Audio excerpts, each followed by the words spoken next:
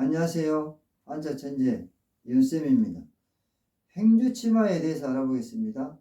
행주치마의 유래, 원에 대해서 알아보겠습니다. 행주대첩은 임진왜란 때 행주산성에서 권율이 지휘하는 조선군과 백성들이 일본군과 싸워 크게 이긴 전투입니다. 권율 보실까요?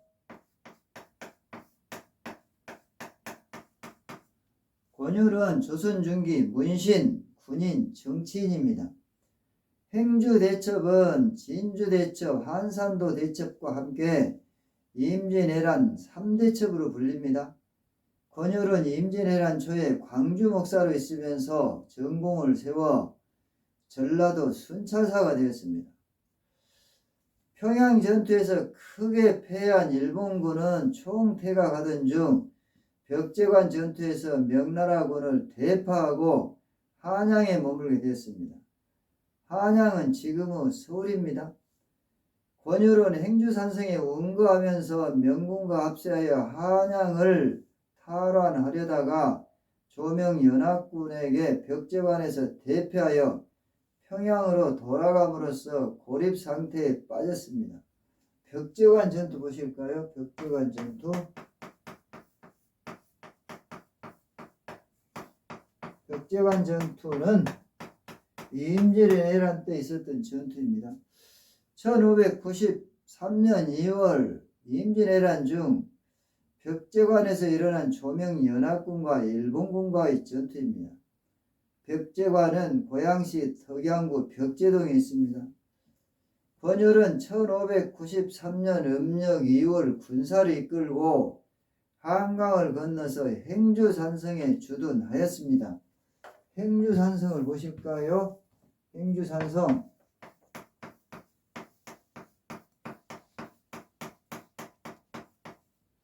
행주산성은 경기도 고양시 덕양구 덕양산에 있는 산성입니다. 이때 의병장 김천일과 승병장 처영의 병사들을 합치해서 병력은 광군 3천여 명, 의병 6천여 명 등 총 9천여 명에 이르게 되었습니다. 행주산성의 지형은 후방에 한강이 흐르고 있었으므로 배수진 형태였습니다. 또한 행주산성은 말이 좋아 산성이었지 높이가 약 120m 밖에 안 되는 낮은 언덕에 위치한 것에 불과하였고 지대 역시 험준한 것과는 거리가 멀었습니다. 더욱이 행주산성은 규모가 작을 뿐만 아니라 성벽도 매우 낮은 성에 불과하였기 때문에 조선군은 성위를 목책으로 둘러싼 채 싸움에 임할 수밖에 없었습니다.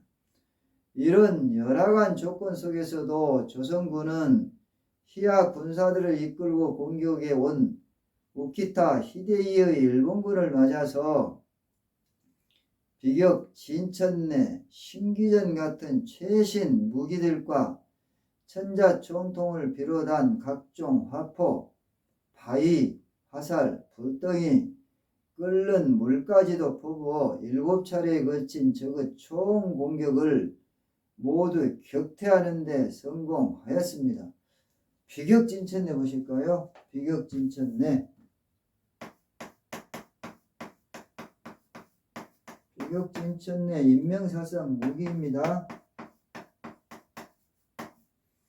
비격진천내는 조선 중기에 군사 목적으로 사용된 폭탄입니다. 조선 선조 때 이장손이 처음으로 발명한 폭탄입니다. 그 결과 최소 일본군 만여 명의 사상자를 내게 하고 적장 우키타 히데이에 이시다 미스나리 등에게 부상을 입혔습니다. 특히 우키타 히데이에는 중상을 입고 죽을 위기에 몰렸으나 부하 병사들이 우키타 히데이에를 얻고 뛰어서 도망친 덕분에 목숨만은 부지할 수 있었습니다. 이때 조선군의 신무기인 화차와 비격진천내 이순신에게 제공받은 각종 한포들도 맹활약한 바 있습니다. 권율은 이 전공으로 도원수에 올랐다가 한성부 판윤으로 기용됩니다. 한성 판윤은 지금으로 말하자면 서울시장 정도 되는 벼슬입니다.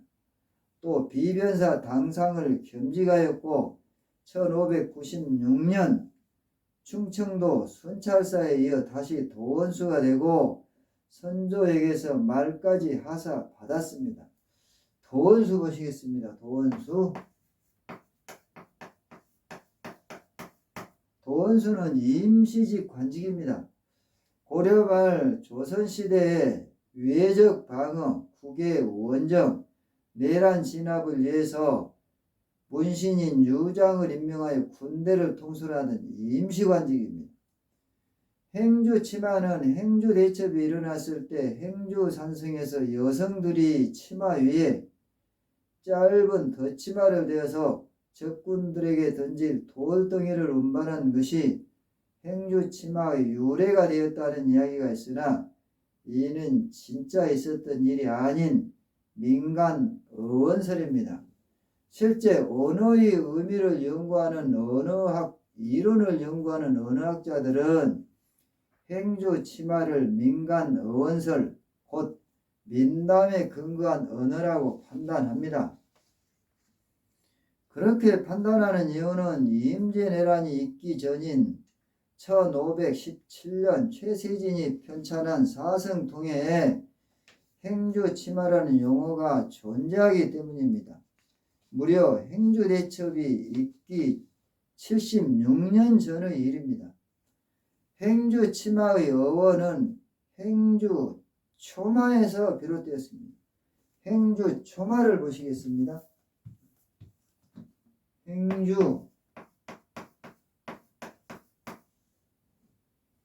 행주가 아니고 행자입니다. 행자 초마. 여기에서 초마는 치마를 뜻합니다. 초마는 치마.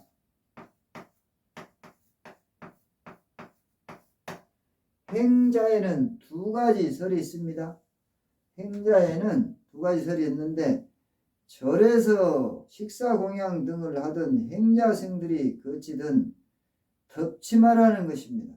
덮치마라는 것입니다. 덮치마.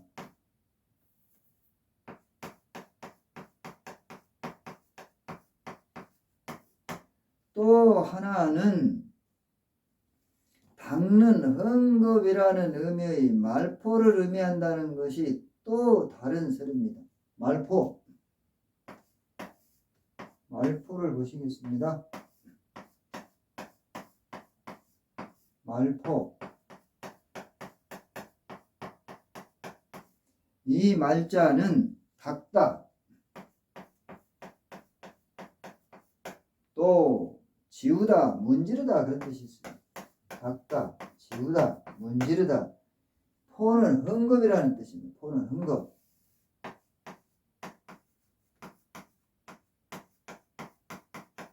그래서 덮치마라는 뜻도 있고 또 닦는 헝겊 그런 뜻도 있다 그런 말씀입니다. 그러면 반대로 행주 치마에서 행주 산성이 나온 것 아니냐는 이야기도 낭설입니다. 신증 동국 여지승남에 이르면 행주라는 명칭은 고려 초기부터 있었다고 기록되어 있습니다. 신증 동국 여지승남을 보시겠습니다. 신증 동국 여지승남 지리서입니다.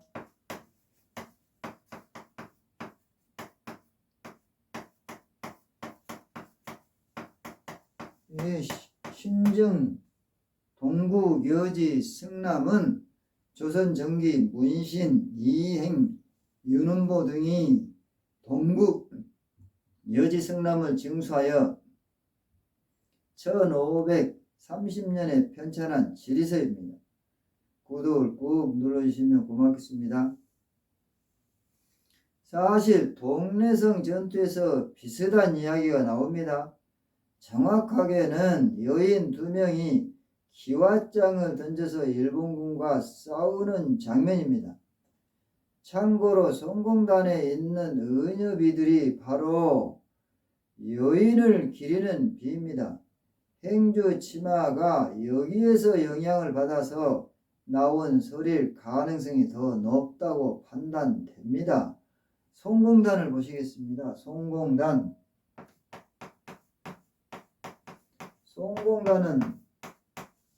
송상현과 관련 있는 재단입니다. 송공단은 부산광역시 동래구 복천동에 있는 1742년 동래부사 김석일이 임진왜란 때 동래부사로 송상현 장군이 순절한 정원루가 있는 곳에 설치한 재단입니다.